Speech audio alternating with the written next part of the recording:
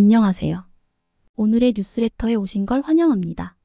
한국은 선박 건조 및 발전 분야에서 세계적인 선두주자로 자리매김하며 전 세계에 강한 인상을 남겼습니다.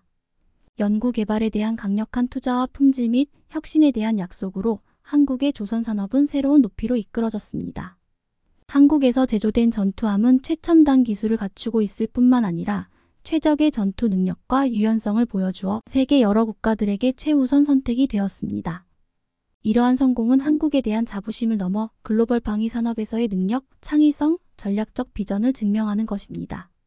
대한민국은 전 세계 국가들과 비교해봐도 선진적인 현무 미사일 기술력을 구축했으며 관련된 미사일 기술력을 적극 수용하여 KDDX 스텔스 전투함에 적용하려 준비 중에 있고 아시아 최초의 스텔스 전투함 건조를 통한 새로운 기술적 도약을 이룩하려고 있습니다. 중국 시진핑의 끝없는 영토 야욕으로 이미 대만과는 전쟁을 치르기 직전이며 중국 해군에 이어도 도발국지전 가능성이 높아지자 한국 해군의 역량을 비약적으로 강화할 중요성이 높아졌다는 국방과학연구소의 발언과 함께 한국군의 스텔스 전투함 KDDX의 건조 소식이 연속적으로 전해지고 있는데요. 보강된 성능의 이지스 스파이 레이더는 한국형 스텔스 전투함의 유효 사거리를 대폭 상승시켜 줄 것이며 독자적으로 개발한 강화 격벽 시스템과 다중 미사일 발사 시스템은 KDDX 전투함의 방어력과 화력을 비약적으로 상승시킬 수 있습니다. KDDX 구축함에는 일본과 중국산 미사일 발사대를 추월하는 신무기 형태의 한국산 미사일 발사대를 80대 이상 장착하면서 방공 유도 미사일과 대잠수함 어뢰 및 현무 미사일까지 모두 통합시키는 한국 역사상 최초의 다목적 스텔스 전투함으로 탄생했는데요. 한국 해군은 세계 최고를 향하여 압도적인 예산 투자와 연구원 인력 투입을 통해 기술과 경험 축적 및 능력을 상승시켜 전투함 분야에서 일본과 중국을 뛰어넘는 기술적 우세를 확보하고 있습니다. KDDX는 스텔스 형성을 위해 전투함의 모양도 이전의 한국형 구축함과 다른 점을 보이고 있는데요. 스텔스 구축함인 KDDX는 한국 해군 역사상 최초의 스텔스 전투함 개발 사업이며 배수량 8영톤 규모의 KDDX 구축함의 강력한 성능은 이전에 개발되었던 세종대왕급 KDX 구축함과 달리 전투함의 추진체계와 가스터빈 엔진을 제외한 모든 미사일 무장체계 및 전투체계 소프트웨어와 다기능 레이더 및 소나를 100% 한국산으로 통일시킨 한국 역사상 최초의 국산 스텔스함입니다. 현대중공업의 KDDX의 형상을 보면 선체 돌출부를 최소화해 고도의 스텔스를 확보한 것으로 파악되었는데요. 국산 통합 전투체계를 개발함에 따라 미국도 하지 못했던 XBAND 레이더와 SBAND 레이더를 동시에 배열하는 듀얼 밴드 통합 마스트 개발에 비로소 성공했습니다. 스텔스 성능에도 굉장한 이점이 생김에 따라 레이더 탐지 면적인 RCS 수지를 극단적으로 낮추게 되었고 레이더 탐지 면적이 압도적으로 작아짐에 따라 스텔스 형상이 최대한 돋보이도록 했는데요. 여기서 우리는 통합 마스트라는 개념에 대해 주목해야 하는데 통합 마스트는 레이더 통신 전자전 체계 등 각종 센서들이 한 곳으로 통일시켜 이 같은 센서들을 이곳저곳에 분산시켰을 때 돌출 부위가 많아 레이더 반사 면적이 늘어나기 때문에 적군의 레이더에 쉽게 노출될 수 있습니다. 하지만 한국형 통합 마스트를 사용하게 되면 그런 돌출 부위를 없애 적군의 레이더에서 KDDX를 단숨에 포착하는 게 거의 불가능하게 됩니다. 한마디로 통합 레이더 마스트는 스텔스 군함의 필수적인 기술력이라고 할 수 있는데요. 통합 레이더를 탑재하는 순간 대부분의 전파를 흘려보내 KDDX 같은 대형 함정을 적군의 레이더에서 작은 어선 정도의 크기로 나타나게 됩니다. KDDX에 탑재되는 KVLS 미사일 발사대는 기존 KVLS-1에 비해 면적은 180%, 셀 길이는 120%, 무장 탑재 중량은 185%로 거대화되었습니다. KDDX 전투함에 탑재될 개량형 미사일 발사대 KVLS-2는 크기가 더욱 커진 점에 따라 현무4 미사일 및 공동 개발한 초음속 대함 미사일 등 다양한 미사일을 운용하게 설계되었으며 많은 미사일을 탑재할 수 있는 잠재력이 무궁무진한데요. 거대해진 한국산 미사일 발사대에는 탄도의 화약량을 3배 가까이 증축시키는 게 가능하기 때문에 KDDX 한 척만 보유하는 것만으로도 한국 해군의 화력 증가에 어마어마한 도움이 될 것입니다. 한국형 미사일 발사대 기술력까지 KDDX의 적용을 완벽하게 성공한다면 세계에서 한국은 전투함 건조 분야에서 선도적인 위치를 차지하게 될 것이며 세계에서 가장 강력한 스텔스 전투함을 가장 먼저 확보하게 되는 국가로 등극하는데요.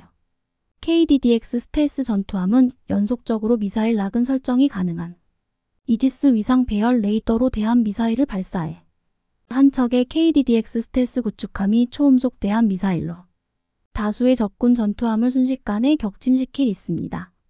이러한 스텔스 전투함 KDDX에 대해 중국과 일본은 굉장히 두려운 반응을 보이고 있는데요.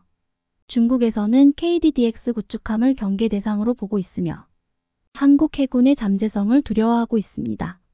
중국의 커뮤니티 소호에서는 우리나라가 세종대왕급 이지스 구축함을 도입한 이후 유지 보수 비용에 허덕이고 있다는 말도 안 되는 주장을 내뱉기 시작했지만 이미 추가적인 광개토 배치 3 이지스 구축함과 KDDX 스텔스 구축함을 보유하기 위한 계획까지 모든 것을 갖추었는데요.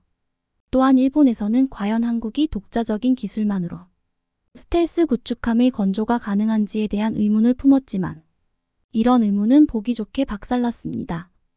이순신급 구축함과 세종대왕급 구축함의 중간 정도 배수량과 스텔스 기능까지 추가된 한국형 차세대 구축함인 KDDX가 본격적인 개발 단계에 들어갔는데요.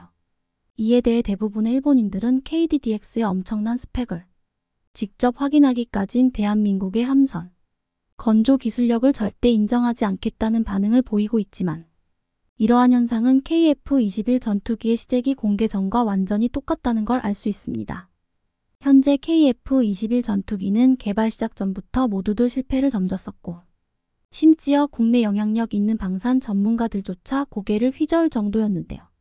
그러나 막상 시제기가 공개되고 시험 비행에 성공하자 국내를 비롯해 일본에서도 깜짝 놀라며 한국의 기술력을 인정할 수밖에 없었습니다. 이번 KDDX 전투함의 개발도 마찬가지인데요.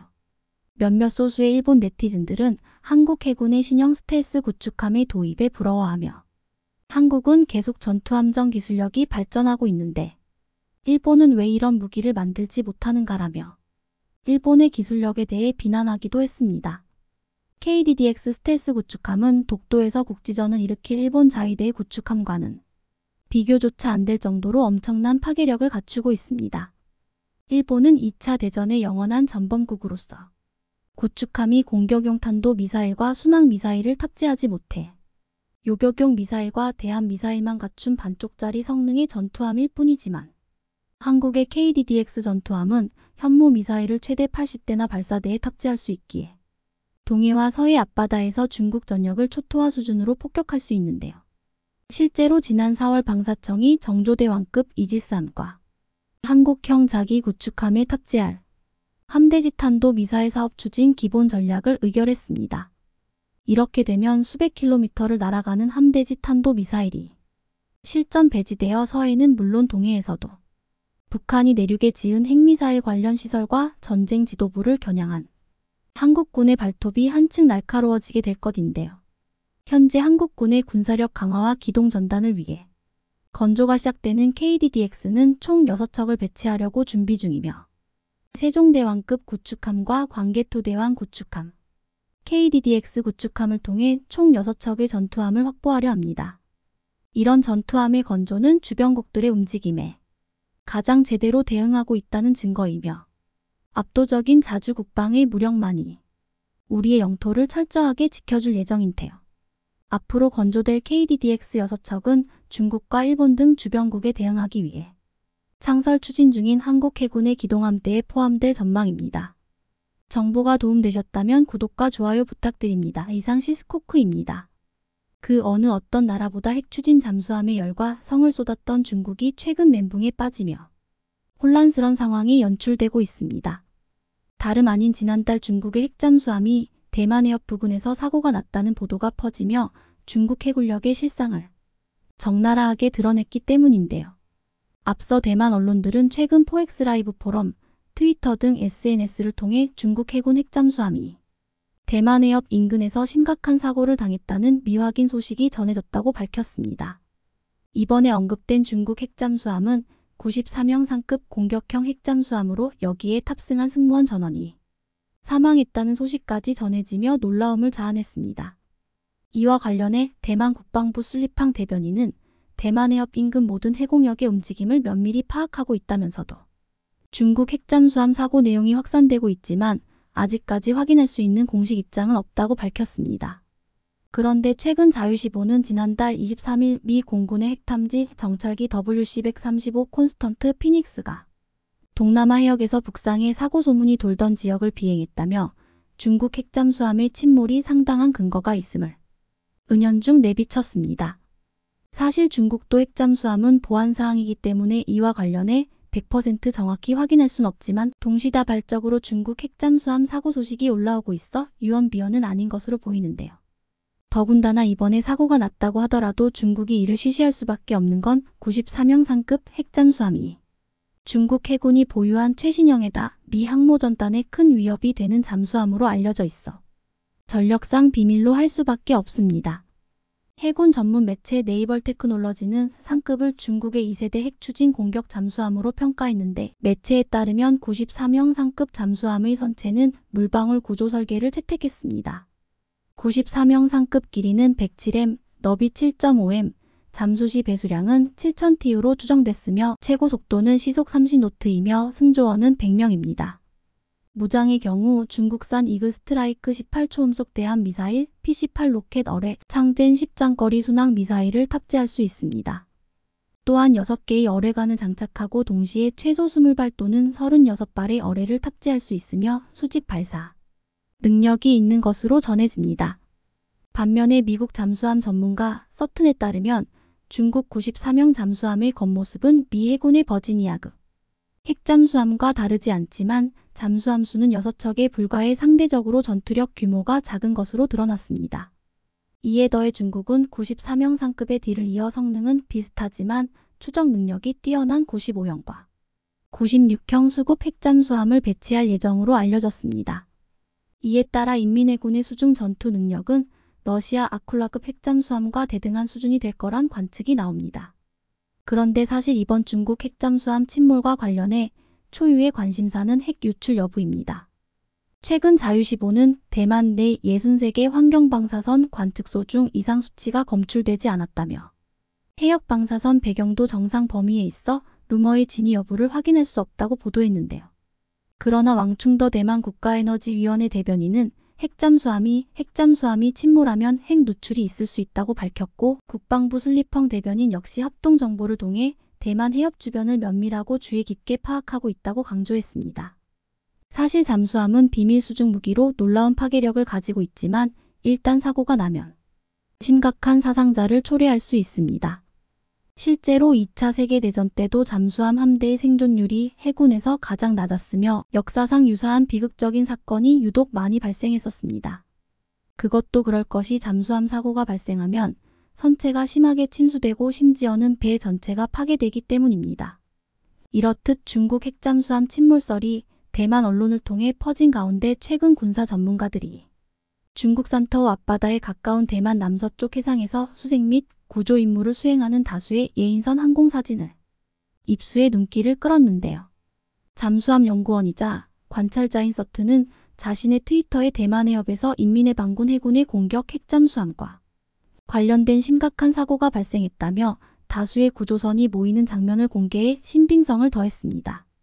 이뿐 아니라 최근 미국의 핵탐지 정찰기가 사고 소문이 났던 대변 해역과 중국 연안 주변에서 비행한 것으로 알려지면서 미국의 대응에 예의주시하고 있는데요. WC-135 계열은 핵탐지 전문 특수정찰기로 동체 옆에 달린 대기 표본 수집 장비로 공기 중 원소 변화를 감지할 수 있어 핵사고 판정에 활용됩니다. 이런 이유로 군사 전문가들은 미군이 WC-135를 통해 중국 핵잠수함 사고로 핵누출이 있었는지 조사에 나섰다는 의견을 제기했습니다. 사실 중국의 핵잠수함이 어떻게 하다가 사고가 났는지, 실제로 사고가 났다면 피해 규모가 정확히 어떻게 되는지 등 중요하게 따져야 할 게 많지만 국제 외교 안보 측면에서도 마냥 무시할 수 없는 사안인데요. 사고 장소가 왜 하필 대만 해협이었는지 양안 전쟁 가능성이 거론되고 있는 상황에서 자칫하면 안보 이슈가 걷잡을 수 없이 커질 수 있기 때문입니다. 더군다나 중국과 대만 사이는 최근에도 긴장감이 높아진 상태라 우려의 목소리가 줄어들지 않고 있는 상황입니다. 앞서 6월엔 미국의 이지스 구축함과 캐나다 호위함이 대만 해협을 통과하자 중국이 지역의 평화와 안정을 고의로 파괴하는 것이라고 강하게 비난하며 민감한 반응을 보였습니다. 앞서 미 해군은 7함대 소속 이지스 구축함 정훈함과 캐나다 해군 호위함 HMCS 몬트리올이 국제법에 따라 공해 항행과 상공 비행의 자유가 적용되는 해역에서 정기적인 대만 해협 항행에 나섰다고 밝혔습니다. 사실 미국 군함은 한 달에 한 번꼴로 대만 해협을 통과하지만 다른 동맹국 군함과 함께 대만 해협을 통과한 건 이례적이었는데요. 상황이 이러자 중국 인민의 반군 스위 대변인은 미국이 악의적으로 지역의 평화를 파괴해 대만 독립 세력에 잘못된 신호를 보냈다고 비판했습니다. 특히나 미국과 캐나다 군함이 대만 해협을 통과할 때 중국군 군함 한 척이 미 구축함의 140m 이내로 근접했고 함수 앞으로 끼어드는 위협을 한 것으로 전해졌습니다. 당시 미 구축함이 충돌을 피하기 위해 10노트로 속도를 낮추면서 사고를 피할 수 있었지만 우발적 군사적 충돌이 추가로 이어질지 엄청난 긴장감이 감돌았었는데요. 그런데 최근 중국의 최신형 핵잠수함이 대만 해협 인근에서 심각한 사고를 당했다는 소식을 접한 태국이 그야말로 경악했다고 합니다. 다름 아니라 앞서 태국이 중국산 잠수함을 선택했기 때문인데 태국은 이번에 중국으로부터 크게 한 방을 먹고 정신을 차리지 못하고 있다는데요. 앞서 태국은 2015년 중국으로부터 유황급 잠수함 3척을 도입하기로 하고 1조 원이 넘는 구매 계약을 맺었습니다. 태국에선 S26T라 불리는 이 잠수함은 중국에서도 2006년 취역한 최신 디젤 잠수함으로 순급 잠수함의 후속 모델입니다. 그런데 사실 당시 대우조선해양도 태국 잠수함 사업에 뛰어들며 호평을 받고 수출할 뻔했지만 중국의 회유책으로 인해 막판의 결과가 확 뒤집히며 무산됐었습니다. 그런데 이렇게 태국이 중국을 우선 협상 대상자로 선정하자마자 중국이 본색을 드러내기 시작하면서 태국이 한국을 놓친 걸 땅을 치고 후회했다고 하는데요. 이뿐 아니라 중국은 계약 조건들을 자신들 마음대로 바꾸는 건 물론 잠수함에 독일제 엔진이 아닌 중국산 짝퉁 엔진을 넣겠다고 하면서 태국이 제대로 뒤통수를 맞았습니다. 사실 태국은 중국 잠수함을 도입하기로 한 대신 엔진만은 독일 디젤 엔진을 장착하기로 계약했었습니다. 그런데 이 잠수함에 들어가는 독일산 MTU 프리드리 샤펜 4 디젤 엔진에서 일이 꼬였습니다.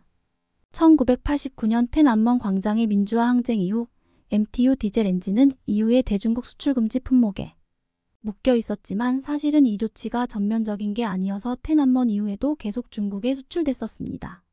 실제로 스톡홀름 국제평화연구소에 따르면 몇 년 전만 해도 순급 디젤 잠수함용으로 MTU사 디젤 엔진이 중국에 수출됐고 최소 26개의 MTU사 엔진이 중국 구축함에 장착돼 있는 것으로 알려졌습니다. 그런데 최근 미중 사태가 일면서 이제 독일과 EU의 대중국 규제를 둘러싼 분위기가 강경으로 바뀌자 MTU사 역시 중국에 대한 엔진 수출을 중단하면서 상황이 완전히 달라졌는데요. 태국이 주문한 위안급 잠수함이 건조되면서 완성이 임박한 시점에 이런 예상 밖의 일이 벌어진 겁니다. 상황이 이러자 중국은 자국산 엔진을 대체 방안으로 제시했지만 이를 태국이 거부하면서 한때 계약 해지 가능성이 제기될 정도로 분위기는 좋지 않았습니다. 가뜩이나 팬데믹으로 값비싼 대가를 치르며 잠수함 구매에 부정적이었던 당시 태국 여론마저 엔진 없는 잠수함을 산다는 것이냐며 들끓었었습니다. 하지만 별 다른 대안이 없자 태국은 결국 중국산 엔진을 탑재하는 걸 울며 겨자 먹기로 받아들이기로 했습니다. 중국에서 자국 엔진을 태국 잠수함에 적용한 뒤 문제가 발생하면 이를 무상으로 수리해주겠다는 조건을 제시하면서 태국의 강경한 입장을 간신히 무마시킨 겁니다. 실제로 최근 글로벌 타임스는 태국 해군 총사령관이 중국에 주문한 S26T 위안급 잠수함에 독일제 MTU 디젤 엔진 대신 중국제 CHD620 디젤 엔진 개량형 모델을 탑재하는 걸 승인했다고 밝혔는데요. 태국으로선 중국으로부터 저렴하게 잠수함을 도입해 해군 전력을 끌어올리려는 잔머리를 쓰다가 막다른 길로 몰린 것으로 보입니다.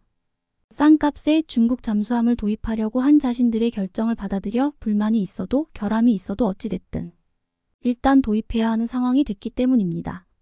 반면에 중국의 경우 최신 기술을 접목한 위안급 잠수함이 수출까지 추진할 정도로 기술력을 자화자찬했지만 앞서 핵잠 사고 사건만 보더라도 더 이상 다른 나라에 잠수함을 팔 수는 없을 것 같은데요. 졸지에 엔진 없는 중국 잠수함을 가지게 된 태국에서 또 어떤 일이 벌어질지 관심 있게 지켜보겠습니다. 최근 국내 조선 업체들이 방위사업청과 함께 최근 미국 현지의 군함 제조사를 방문해 그 배경에 관심이 쏠리고 있습니다. 미 해군 함정의 건조와 수리에 한국 조선사들이 참여할 수 있을 거란 관측이 제기되면서 한국 방산이 미 함정 사업에 참여할 가능성이 높아지고 있기 때문인데요. 17일 방사청에 따르면 방사청과 조선업체 대표단이 지난 1315일 미국의 조선소 및 함정 획득 관련 기관을 찾아 현지 시설을 둘러본 것으로 알려졌습니다. 이번 현장 방문은 함정사업 분야의 대미협력 및 수출 지원 활동의 일환으로 이뤄졌는데 국내 조선업체 중에서는 HD현대중공업과 HJ중공업, SK오션플랜트, 하나오션 등 4개사가 함께했습니다. 방사청 관계자에 따르면 작년 1월부터 2번에 걸쳐 진행한 한미 함정사업 분야 교류협력회의에서 우리 업체들의 현장 방문이 처음 논의된 것으로 알려졌습니다. 이후 올해 9월 미 해군 해상체계사령부 NAVSEA에서 정식으로 우리를 초청했고 이번에 방문하게 된 겁니다.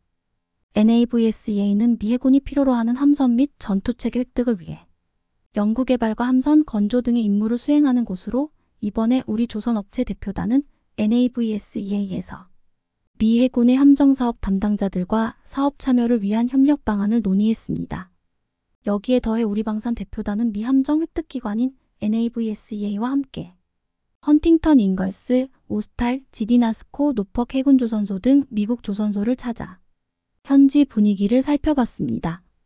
방산업계에 따르면 헌팅턴 잉걸스와 오스탈은 미 해군의 알레이버크급 구축함과 인디펜던스급 연안전투함을 건조한 조선소이며 지디나스코와 노퍽 조선소는 함정 수리 및 정비를 전담하고 있는 것으로 알려졌습니다.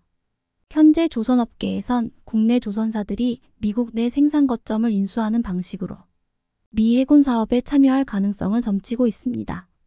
하나오션의 경우 미 방산시장 진출을 위해 필라델피아에 있는 필리 조선소 인수를 검토하고 있는 중으로 이번에 NAVSEA와 함께 미 조선소를 잇따라 방문한 것과 이와 무관치 않다는 해석입니다. 실제로 우리 방산업계 관계자도 국내 조선소들이 미국 조선업체를 인수해 북미 방산시장에 본격 진출하려는 계획을 세우고 있다고 귀띔하기도 했습니다. 이렇듯 국내 조선업체는 미 해군 함정수리사업, 신조함정 건조사업 등 다양한 사업에 걸쳐 미국 시장에 출사표를 던지고 있는데요. 오늘은 미 해군이 한국에 공식적으로 SOS를 친 이유가 무엇인지 미 해군 사업에서 한국이 선택될 수밖에 없는 이유에 대해 자세히 알아보겠습니다. 미국은 20세기 초 당시 루스벨트 대통령의 대백색 함대 계획에 따라 대규모 해군을 건설하기 시작했는데요. 이때부터 성장한 미국의 조선산업 인프라는 2차 세계대전 때 군함과 상선을 찍어내듯 생산하면서 독일과 일본을 압도하는 데 결정적 역할을 했습니다. 실제로 전후에도 미국은 다른 나라가 흉내낼 수 없는 초대형 항공모함을 비롯해 첨단 수상 전투함과 잠수함을 연이어 건조하며 위력을 과시했습니다. 그런데 이렇게 영원할 것 같던 미 조선업의 영광은 일본과 유럽의 급격한 성장으로 빛이 바래기 시작하는 등 세계 1등을 유지하는 미국도 자국 조선업 자체가 사양길에 접어들자 건함 능력이 쪼그라들었습니다. 특히나 높은 인건비와 열악한 설비로 인해 미 조선소는 경쟁국보다 비용이 23배나 비싸고 납기는 늦는 단점이 나타났고 주요 선사는 선박 발주처를 미국에서 한국을 비롯해 다른 나라로 돌리기 시작했습니다. 상황이 이러자 2000년대 초반부터 미국의 조선사들은 자국 해군과 해양경비대가 발주하는 특수선 사업으로 먹고 사는 신세로 전락하기에 이르렀습니다. 이런 이유로 미 해군에선 미국 조선업계에 대한 불신을 갖고 있는데 대표적 사례가 미 건함 역사상 최악의 실패로 꼽히는 연안전투함 LCS 프로그램입니다. 앞서 미국은 LCS 프로그램에 천문학적 예산을 투입해 두 종류의 함정을 개발했는데 문제는 이들 함정이 취역 후 10년도 못 채운 채 연쇄 퇴역하고 있다는 점입니다. 예를 들어 주말트급 구축함은 한 척에 4조 원 넘는 엄청난 건조 비용이 들어갔지만 이후 비용이 늘어나 3척만 건조된 채 사업이 종료됐습니다. 이렇듯 미 조선사의 군함 건조 능력이 떨어지는 건 주로 미 해군과 해양경비대가 발주한 선박을 건조하고 있기 때문에 조선소 면적, 도크, 각종 지원시설 규모가 한국의 공용 조선사들에 비해 상대적으로 영세하다는 이유에 있습니다. 실제로 미국 최대 군함 건조시설이라는 뉴포트 뉴스 조선소 규모도 HD 현대중공업의 3분의 1, 하나오션 옥포 조선소의 절반이 안 됩니다. 상황 이러자 포브스는 2021년 특집을 통해 자국 조선업의 심각한 상황을 분석하면서 중국과 해양정책에서 갈등을 빚고 있는 것에 대해서도 우려의 목소리를 냈는데요. 미국은 전 지구를 작전지역으로 삼는 대양해군을 보유하고 있지만 군함수와 생산 능력이 중국에 비해 부족해 이를 보완해야 한다는 겁니다. 미 해군정보국의 자료에 따르면 중국 해군이 군함 340척가량 보유하고 있는 반면 미 해군은 300척이 안 되는 것으로 추산됩니다. 현재 미국의 방산 전문가들은 미 조선소에서 한 척이 건조될 시간에 중국에서는 3척이 만들어진다고 보고 있는데 전투함을 마치 복붙하듯 대량으로 찍어내는 중국의 속도를 미국이 따라가지 못하고 있는 실정인 겁니다. 그런데 사실 중국의 군함이 양적으로는 늘고 있으나 중국 기술력 특성상 실속이 없다고 볼 수 있는데요. 실제로 아직까진 미국이 핵추진 항공모함이나 핵추진 잠수함 숫자가 더 많으며 기술력 또한 중국이 따라잡을 수 없는 상황입니다. 하지만 중국이 무조건 머릿수로 밀어붙일 가능성을 대비해 미국 역시 만반의 준비를 해야 할 필요성도 있습니다. 이런 이유로 최근 미국은 한국에서 가능성을 엿보며 플랜 B를 준비하고 있는데 한국은 이때를 놓치지 않고 세계 1위의 우리 조선업의 능력을 발휘할 차례로 보입니다. 게다가 이번 기회를 통해 미국에게 역제안을 할 수도 있는데 예컨대 한국이 원자력 잠수함을 확보할 절호의 기회를 만들 수도 있는 상황입니다. 이런 가운데 최근 미국 여론조사 기관인 리얼 클리어 디펜스는 미 국방부가 중국의 군사력 증강에 맞서 해전에서 우위를 점하려면 한국과 일본에서 건조한 군함을 사들여야 한다고 강력히 주장했는데요. 그러나 한국의 조선업이 일본보다 훨씬 더 뛰어나기 때문에 한국에게 군함 건조 물량을 모두 다 맡길 가능성이 큽니다. 이런 이유로 앞서 2월 미 해군 군함 조달 사업 수장이 우리 조선소를 극비 방문해 선박 건조 분야의 최신 공정과 첨단 기술을 직접 눈으로 확인하고 기술력을 극찬했던 것으로 보이는데요. 미 해군 함정 프로그램 총괄 책임자인 미 해군의 PEO-10를 이끌고 있는 토마스 앤더슨 해군소장 일행은 현대중공업, 대우조선해양, HJ중공업을 찾아 생산 공정과 제품을 둘러봤었습니다. 미 국방부의 가장 큰 인수조직 중 하나인 PEO-10가 구축함 및 수륙 양용함 등 수상함에 대한 개발과 조달을 맡고 있는 만큼 미 방산 수출에 물꼬를 튼 게 아니냐는 관측이 나왔었습니다. 당시 앤더슨 제독은 우리는 세계적 수준의 조선 성능을 추구한다며 제품과 프로세스에 대해 교육해준 조선소에 감사드리고 후속 계약을 기대한다고 말하는 등 분위기를 먼저 띄웠습니다. 그래서 한국 조선소들은 세계 최대 시장인 북미 시장 진출에 염두를 두고 본격적으로 수출 기반을 닦고 있는 중인데요. 방산업계에 따르면 지난달 하나오션은 필라델피아 소재 필리조선소 인수를 추진하기 위해 실사단을 파견했습니다. 한화 측은 이번 실사단 파견 이전부터 인수를 위한 사전 조율을 진행해 온 것으로 전해졌는데 미국 방산 조선사업 진출을 위한 포석으로 보입니다. 이는 미 정부가 자국에서 일정 수준 이상 건조된 선박에만 운송 권한을 주기 때문인데 인수가 마무리되면 국내 기업이 처음으로 인수하는 미국 조선소로 기록될 전망입니다. 여기에 더해 최근 HD 한국조선해양도 미국 해군 함정 사업을 위해 북미 조선소 인수나 지분 투자 등을 검토하고 있다고 공식적으로 밝혔는데요. 가사면 HD 한국조선해양은 국내 언론과의 인터뷰에서 북미 조선소 인수에 대해 모든 가능성을 열어두고 있다며 기본적으로 다 살펴보고 있는 중이라고 말했습니다. 방산업계에 따르면 HD 한국조선해양은 최근 미 오스탈 조선소 현지에서 관계자들을 만나 인수에 대한 초기 논의도 진행한 것으로 알려지는 등 여러 가지 상황을 준비 중인 것으로 보입니다. 그런데 사실 한국의 경우 미국뿐 아니라 캐나다 등 북미 시장이 크게 열려 있어 향후 미래가 매우 밝은데요. 얼마 전 CNN에서 세계 최고의 군함은 미국산이 아니라 한국산이다라고 특집 기사를 내보낼 정도로 전 세계 방산 업계에서 이미 우리 실력이 충분히 입증됐기 때문입니다. 실제로 CNN은 우리 해군의 첫 이지스함인 세종대왕함을 세계 최고 함정 중 하나로 꼽았는데 가장 높은 사양과 저렴한 해군 하드웨어를 구축하고 있다고 평가했습니다. 이런 가운데 최근 미국뿐 아니라 캐나다도 우리 함정 건조 능력에 관심을 갖고 있는 것으로 알려지면서 수주 결실이 맺어질지 관심이 집중되고 있는데요. 앞서 5월 캐나다 연방조달청과 해군 관계자들은 HD 현대중공업 및 하나오션 조선소 해군 잠수함 사령부를 찾아 3000T급 도산 안창호함급 잠수함과 건조시설을 직접 둘러보며 적극적인 관심을 표명했습니다. 현재 캐나다는 변화한 안보 환경에 대응하기 위해 812척의 신형 잠수함을 도입해 구형 잠수함을 교체하는 차기 잠수함 사업을 추진 중인데 규모만 58조 원에 달합니다. 캐나다 잠수함 사업에선 우리 도산 안창호함급과 일본 다이게이급이 유력한 후보로 거론되고 있지만 여러 가지 상황을 볼 때 한국이 승리를 따놓았다고 할 만큼 수주 가능성이 큽니다. 국내 조선 업체들은 지난 1987년 뉴질랜드에 군수 지원함을 처음 인도한 이래 36년 동안 11국에서 무려 24척의 해외 함정을 수주했는데요.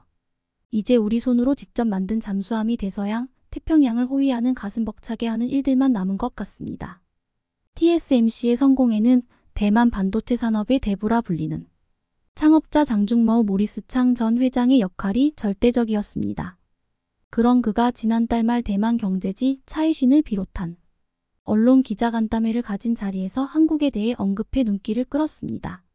이 자리에서 일본 반도체가 쇠퇴한 데 반해 한국이 급성장할 수 있었던 이유는 뭔가? 하는 질문이 나왔습니다.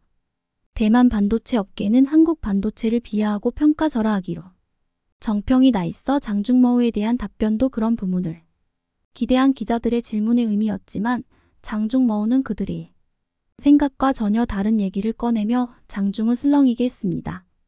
처음으로 그의 생각을 직접 들어볼 수 있었습니다. 도시바와 NEC는 정말 훌륭했다.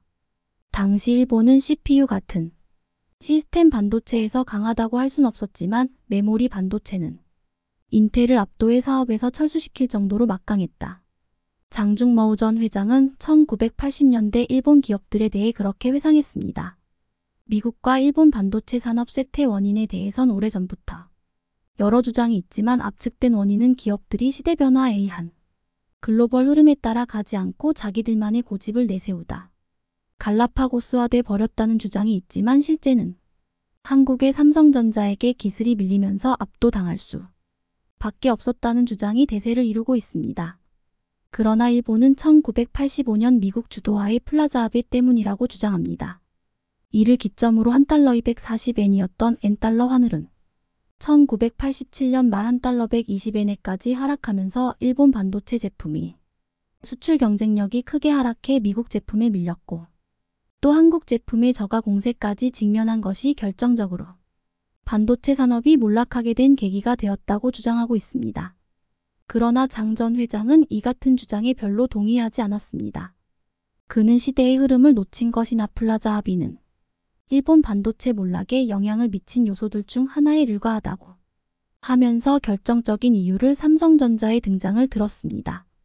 삼성전자에는 이건희 회장 등 인재들이 많았지만 히타치나 도시바, NEC에는 그런 인물이 없었다. 고 지적했습니다. 일본뿐만 아니라 미국의 반도체마저 인재를 앞세운 삼성전자에게 자리를 빼앗겼다고 했습니다. 장 전 회장이 한국과 미국, 일본 반도체의 희비를 가른 가장 큰 요인으로 지목한 건 출중한 라오반 경영자 또는 리더의 존재 여부였습니다. 일본 기업들에도 반도체 사업을 총괄하는 전문 경영인들이 있었지만 이들이 이건희 전 회장과 같은 유능한 리더는 아니었다는 겁니다. 장 전 회장은 뛰어난 라오반은 라오반 중에서도 1000명 중 1명 나올까 할 정도로 매우 희귀하다. 그런 한 명인 이건희 씨가 시대를 만들었다고 추켜 세웠습니다. 91세의 나이에도 장 전 회장은 1989년 대만에서 이 전 회장과 아침 식사를 함께 했던 기억을 떠올리면서 이건희 회장은 반도체 전문가는 아니었지만 어떻게 해야 한다는 것을 알고 있었고 당시에 벌써 휴대전화의 잠재력도 파악하고 있었다고 했습니다. 그렇게 성견지명이 있었고 해야 할 일은 리스크를 감수하면서까지 반드시 하고야 마는 용기가 있었다고 회상했습니다. 극도로 커진 상황의 향후 반도체 업계 전망에 대해서 그는 반도체 수요 급등으로 거의 미국이나 일본, 중국이 모든 제조사에서 반도체 투자를 확대하고 있지만 미국이나 일본, 중국 등이 성공할 수 있을지의 여부는 대만과 한국의 반도체 산업이 어떻게 되느냐에 달렸다. 고했습니다. 그는 1년 전 대만 타이베이에서 열린 강연에서 TSMC를 위협할 경쟁자들에 대한 의중을 자세히 밝힌 바 있습니다. 당시 그는 일본과 중국은 기술 수준에서 대만의 라이벌이 될 수 없고 미국 역시 대만을 앞서기는 어렵다고 했지만 그러나 한국에 대해서는 경계심을 숨기지 않았습니다. 그는 삼성전자는 매우 강력한 라이벌이다. 양국은 비슷한 장점을 공유하기 때문이며 또한 반도체 인재 수준이 높고 높은 기술을 기반화하고 있는 점 등을 지적했습니다. 어떤 나라의 어떤 기업들도 반도체 분야에 진입하고 싶어하고 또 일부 기업들은 과거의 영광을 재차 노리고 있습니다. 중국이 수백조를 쏟아 부어가면서도 반도체 굴기를 이루려는 것은 반도체가 차지하는 비중이 모든 산업 분야에 절대적인 면도 있지만 또 하나는 영업이익률 때문이기도 합니다. 삼성전자 영업이익률이 일본 모든 전자기업들이 내는 이익을 보다 많은 것은 반도체 때문입니다. 일본 전자회사들이 기를 쓰고 삼성전자를 따라 잡으려고 연합해서 총력을 펼쳐도 어렵다는 말은 그냥 나오는 얘기가 아닙니다. 반도체 분야를 다루는 기업은 높은 매출과 함께 그 어떤 산업보다 영업이익률이 높은 것으로 유명합니다. 기업은 사업을 운영하는 데 있어서 막대한 마케팅비를 투입해야 합니다. 마케팅 비용에 많은 금액을 쏟아넣는 제조사나 유통업체의 경우 영업이익률은 5% 안팎이 일반적입니다. 국내 주요 기업의 영업이익률은 현대자동차가 5.7%, LG전자 5.2%, SK텔레콤 7.2%, 롯데케미칼 2.9%, 네이버 22.9% 등입니다. 물론 예외인 경우도 종종 있습니다. LG전자 생활가전사업부는 지난해 10%의 영업이익률을 달성했고 오리온은 식품업계임에도 불구하고 17%의 영업이익률을 기록하자 업계에서는 다양한 영업활동 비용이 발생하는 가정과 식품산업에선 좀처럼 이루기 힘든 수치라고 평가했습니다. 제조업체 중 가장 높은 영업이익률을 보이는 애플의 경우 통상 2030%대의 영업이익률을 유지하고 있고 삼성전자의 지난해 영업이익률은 18%로 높은 편이지만 이와 비교도 할 수 없는 50%대 영업이익률을 보이는 회사들도 있습니다. 반도체 업체입니다. 국내외 반도체 관련 기업들은 평균 30%대의 영업이익률을 유지하지만 호황 시기에는 50%까지 치솟는데 이는 고부가가치라는 반도체 산업 특성 때문입니다. 스마트폰, 가전, 식품에 비해 마케팅 비용도 절대적으로 적은 것도 마진을 높이는 데 한몫하고 있습니다. 똑같이 일하고 투자된 비용도 비슷한 가운데 상품을 팔지만 같은 시간에 누구는 5천원을 벌고 누구는 3만원에서 5만원까지 번다는 얘기입니다. 반도체 슈퍼홀로 불리는 네덜란드 장비업체 ASML의 영업이익률은 독보적입니다. ASML은 극자외선 EUV 노광장비를 지유일하게 생산하는 기업이라 실적도 지난해 매출 186억 유로 약 25조 원에 영업이익 98억 유로 약 13조 원을 기록하면서 전년 동기 대비 매출은 33.1%, 영업이익은 44% 늘면서 영업이익률은 무려 52%에 달합니다. 높은 수익성 비결은 EUV 노광장비 때문입니다.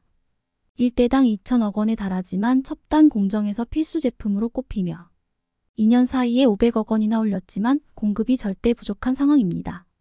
지난해 ASML은 총 42대 EUV 장비 중 대만이 44%, 한국 35%, 중국과 미국, 일본이 뒤를 이었습니다. 한국 35%, 중국과 미국, 일본이 뒤를 이었습니다. TSMC는 지난해 매출 1조 5,874억대만 달러 약 69조 원, 영업이익 6,450억대만 달러 약 28조 원을 기록, 영업이익률은 41%였습니다. 삼성전자 반도체 부문과 SK 하이닉스 양사의 지난해 영업이익률은 각각 31%, 29%인데 두 회사는 2018년 반도체 슈퍼우황 시절에는 50% 이상의 영업이익률을 보이면서 당시 삼성전자 반도체 부문은 52%, SK하이닉스는 51%의 영업이익률을 기록했습니다. 엄청난 이윤입니다. 따라서 독보적인 기술을 갖고 있다면 영업이익률이 높을 수밖에 없습니다. 장중머우 전 회장은 이건희 회장의 리더십과 인재 양성론을 들었지만 실제 더 중요한 것은 한국인의 도전 정신과 끈질김, 성실함, 그리고 승부 정신 등을 꼽아야 합니다. 말하자면 한국인의 기질인데 장중머우 전 회장은 그것은 모르고 있습니다. 한국인을 평가할 때 빼놓을 수 없는 게 과감한 승부 정신입니다. 한국이 어떤 나라와 특정 종목에서 경쟁 관계에 돌입했을 때 패한 적이 거의 없다는 것은 승부 정신 때문입니다. 20년 전 중국이 치고 올라올 때 세계의 언론은 한국이 어려워질 것이다는 평가가 주를 이루었습니다. 특히 일본에서 그런 말이 가장 많이 나왔고 아이러니하게도 우리 국민조차 그런 평가가 압도적으로 많았습니다. 그런 평가가 맞았다면 지금의 한국은 존재하지 않아야 맞습니다. 경제는 피폐되어 수출은 크게 줄어들었어야 맞는 얘기고 중국에 의해 대부분 무너졌어야 맞지만 결과는 정반대였습니다. 일본은 한국의 위세에 눌려 기를 못 피고 일본 경제는 한국 때문에 일본이 이 지경 됐다는 통탄의 소리가 대세를 이루고 있습니다. 한국을 압도할 것이라는 중국 역시 지금도 한국의 기술을 빼낼 기회만 엿보면서 절치부심하고 있습니다. 겉으로는 아무런 척하지 않으며 시기심과 질투, 콤플렉스에 의해 한국을 평가절하하고 있지만 중국이 내세우는 타도 목표는 미국, 일본이 아니라 타도 한국입니다. 한국만 잡으면 중국은 세계를 석권할 수 있다는 의미입니다. 대만은 70년 전부터 모든 면에서 한국에 비해 월등하게 앞서 있었습니다. 그러나 한국에게 뒤처진 것은 아주 오래전 일입니다. 25년이나 늦은 후발주자 삼성 파운드리가 지금은 대만에 훨씬 뒤져 있지만 세계 1위를 목표로 한 것은 2030년입니다. 시청해주셔서 감사합니다.